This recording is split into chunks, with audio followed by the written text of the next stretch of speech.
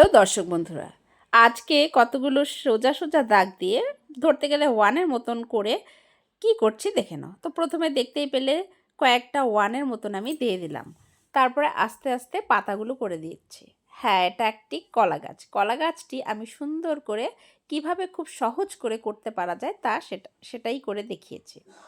তো আজকের এই কলা গাছ করার ডিজাইনটা বা কলা গাছ করার টেকনিকটা তোমাদের কেমন লেগেছে? যদি ভালো লাগে গোটা ভিডিওটা দেখবা। আমি এখানে কিভাবে কলা গাছের রং করতে হয়, তারপরে নিচে কিভাবে সুন্দরের গাছের গোড়াটা দেখিয়ে দিতে হয়, পুরোটাই দেখিয়ে দিয়েছি। এখানে রং থেকে শুরু করে প্রতিটা পাতা আলাদা আলাদা করে করে দিয়েছি যেন বাচ্চারা একবার দেখলেই পারবে। তো আজকে আমার এই ড্রয়িংটা যদি ভালো লাগে অবশ্যই লাইক কমেন্ট আর একটি শেয়ার করে যাবে। আর যদি একটু বেশি ভালো লাগে অবশ্যই একটি লাভ রিঅ্যাক্ট দিবে। তো এ তো হয়ে গেল আমার কলা পাতার রং করা।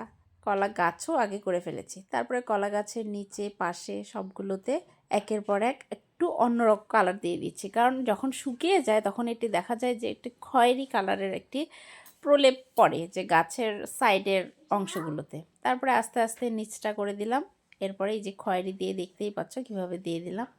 তো ভালো লাগলে অবশ্যই লাইক করে দিও। আজকে এখানেই বাই, টাটা, সকলে ভালো থাকবা।